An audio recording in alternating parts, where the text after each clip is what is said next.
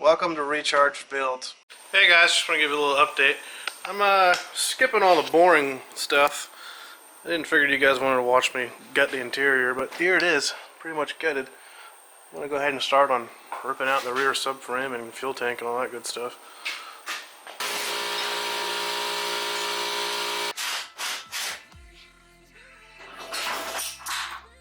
Okay, here it is guys. This is the motor I intend on putting in the car.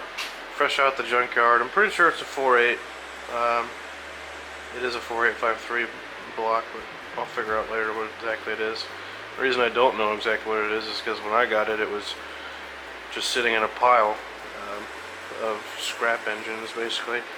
This didn't pass probably a compression test, so it's obviously something wrong with it. But the oil looked good and it rotates, so we'll fix it whenever we get to that. But obviously it's a long ways before we get it into the car. So if you can't tell, we're not going to have a whole lot of vertical room here.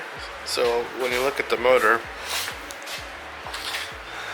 that oil pan sticks down so low. I guess that's just the generic truck pan. I think we're going to have to get either Camaro or Corvette or just an aftermarket pan, one of the two. Or, well, also the manifold's probably going to have to go as well.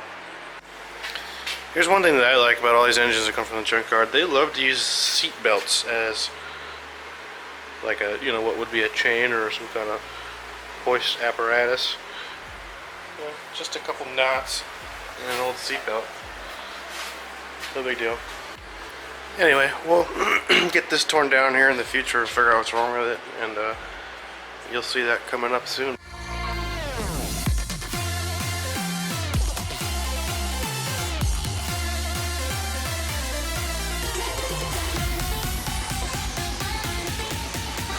Okay, so we've got the front bumper out. I've stripped the whole front end, and I've begun cutting off basically the core support of the car. I've already got this side completely separated. I'm just going to cut the other side real quick. Everything's disconnected, drained, radiator, the power steering over there is disconnected, AC lines, transcooler lines. All the wires I've got disconnected and peeled back, same thing on the other side. I had the hood propped up here, but I realized that as soon as I cut this, it's going to fall and make a really loud noise, and I don't want it to fall on me, more importantly. Also, that's got to go, because it's going to be in the way when that falls, so here we go.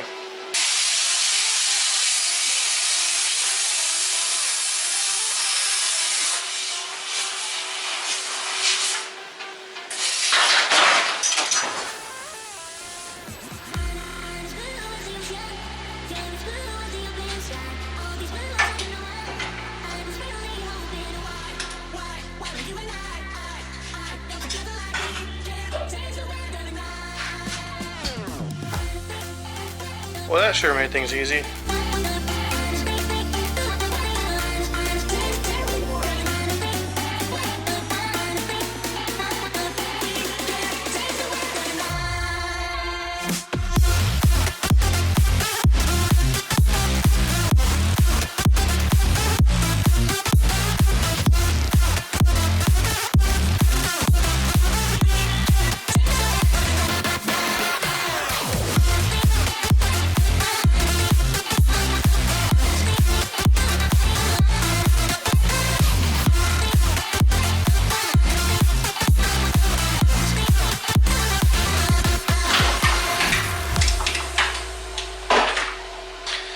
Alright, you want to know what sucks about cutting through a unibody? Let's flip this around and show you what sucks about cutting through a unibody. You see all these double layers? Especially this one right here. That sucks when you have the cheapest machine that you can get ever. It just doesn't quite have the juice to cut through some of that stuff, so you end up having to cut through the first layer, and then like cutting out an access hole, and then cutting through the second layer, and half the time you don't even know what you're trying to cut through. It's just doubled up in places, which is fine, I guess, but it doesn't make life fun when you're trying to cut through this stuff. But anyway, there's the first piece cut out. It's starting to almost become nothing but literally a shell. I'm trying to keep a hold of the original harness because I might end up wanting to use that at some point later on in life. So anyway, I guess we'll get on to the other side, see if we can try not to set anything else on fire.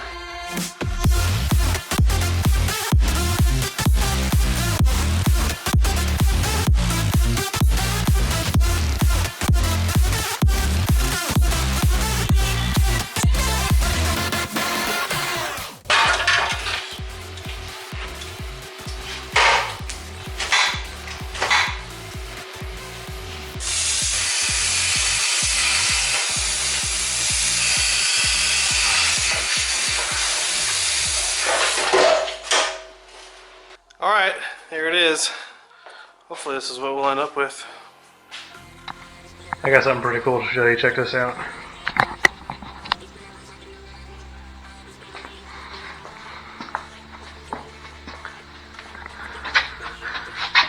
The floor is gone.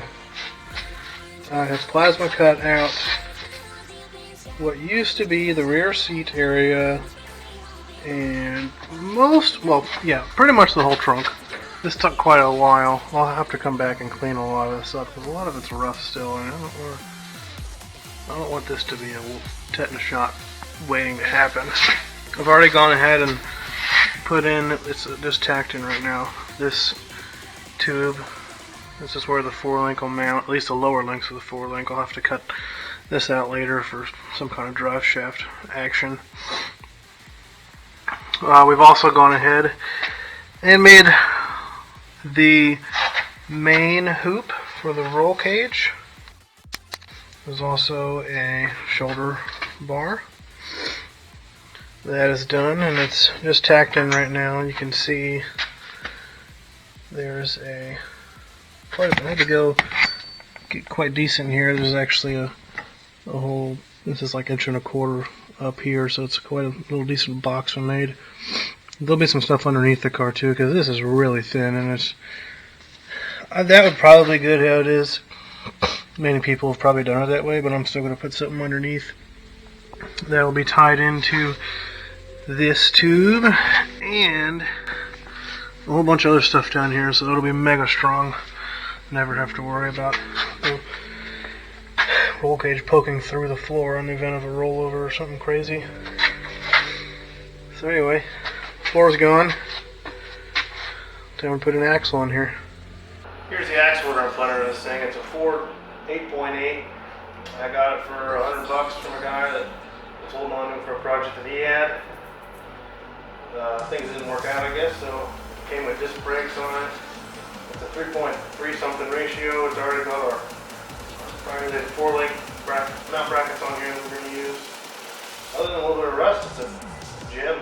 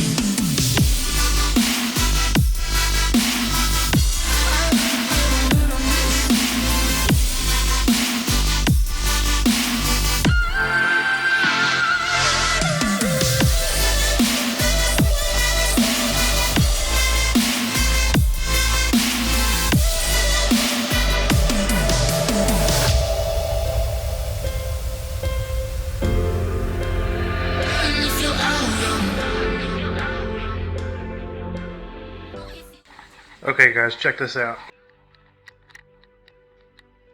Here's where we're going to end the video. We've got basically everything mocked up. We'll start at the front.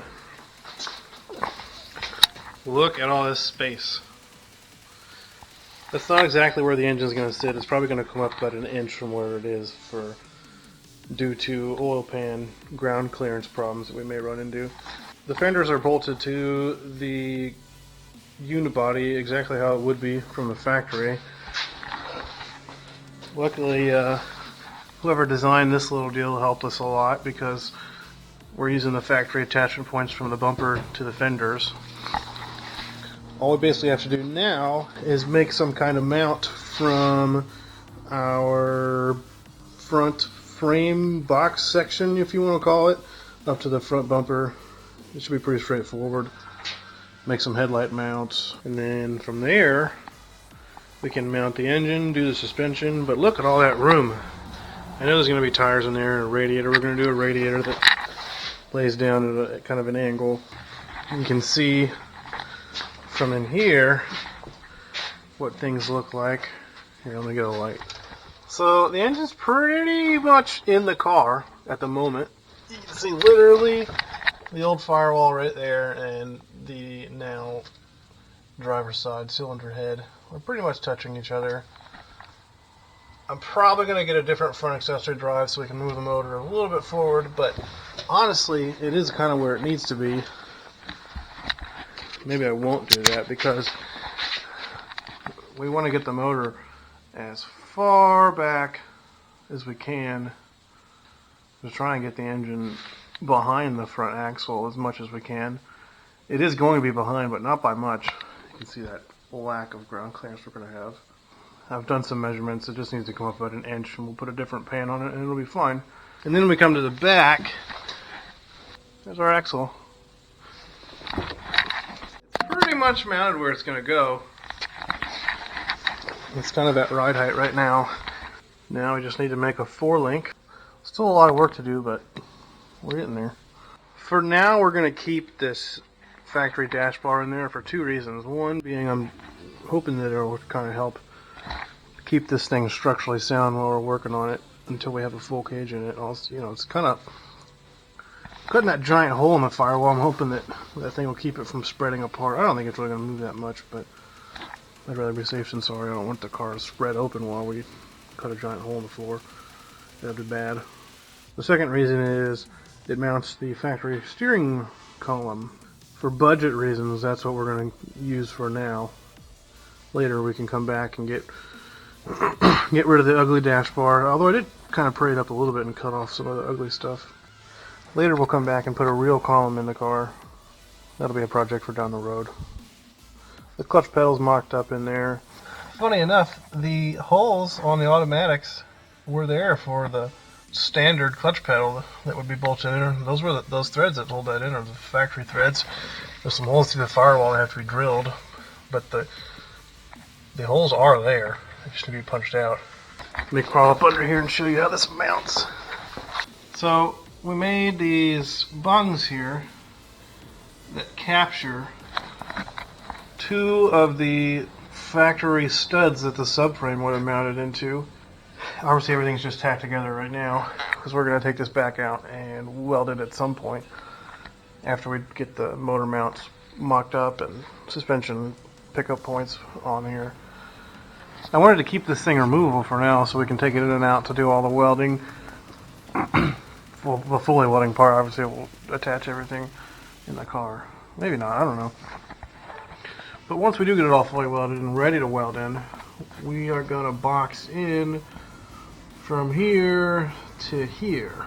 Those run all the way back down the car. You can see there's a whole bunch of that double layered stuff there. That was fun to cut through. By now you guys should have some idea of where I'm going with this project. Turns out this is a 4.8. I measured the stroke and it's about, I think it's like 10 millimeters shorter than a 5.3 stroke would be. Keep on the lookout for updates on this project. Hope you enjoyed watching, and smash that like button and subscribe, and see you next time.